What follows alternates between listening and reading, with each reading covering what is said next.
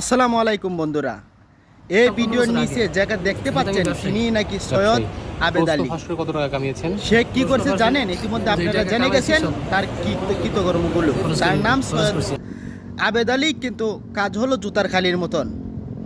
সে নাকি বাংলাদেশের যত বিসিএস ক্যাডার বানিয়েছে সব নাকি প্রশ্ন পাশ করে বিসিএস ক্যাডার বানিয়েছে।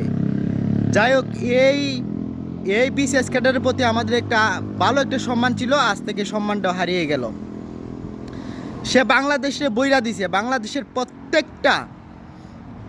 প্রত্যেকটা জায়গায় দুর্নীতিগ্রস্ত মানুষ তৈরি করার কারিগর হইল ওই সৈয়দ আবেদ আলী।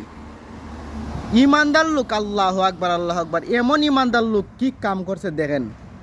সে বিসিএস ক্যাডারের মতন একটা সম্মানিত একটা চাকরি জবের প্রশ্ন পাশ করে বিসিএস ক্যাডারদের মাঝে সে বিক্রি করছে। আল্লাহ আকবার। বাংলাদেশের দুর্নীতিবাজ তৈরি করার কারিগর হলো সৈয়দ আবেদ আলী।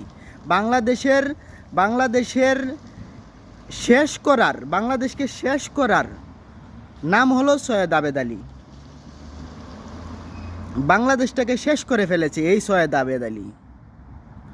অতি সত্বর ওকে গ্রেফতার করা হোক এবং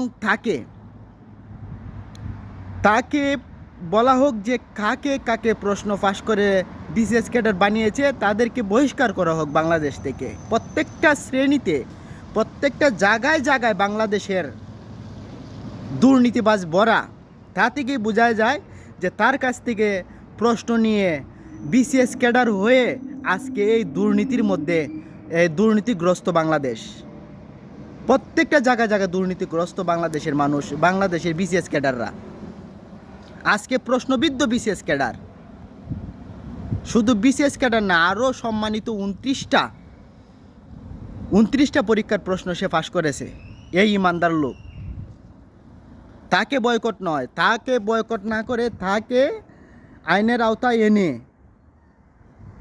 কাকে কাকে প্রশ্ন দিয়েছে তার কাছে লিস্ট আছে, সেই লিস্টগুলো ফাঁস করা হোক এবং যারা প্রশ্ন ফাঁস করে নিয়েছে তাদেরকে বহিষ্কৃত করা হোক জব থেকে, বিসিএস ক্যাডার নামক জব থেকে, এই সম্মানিত পেশা থেকে তাদেরকে বহিষ্কার করা হোক। আমার এই দাবি। কাজটা কি করেছে? বাংলাদেশে একবারে শেষ মাইরে দিছে। এ কি করলো কাজটা? আল্লাহ আকবার আল্লাহ আকবার। এই যে মনামাই নামে যে এই পেজটা চালায়, সেই লোকটা আরও বাজেভাবে তাকে ধুয়ে দিয়েছে। আমি তো সাধারণভাবে বলছি, বাংলাদেশটারে যা করছে, আল্লাহ আকবার, দুর্নীতিবাজ দিয়ে বলছে এই আবেদ আলী।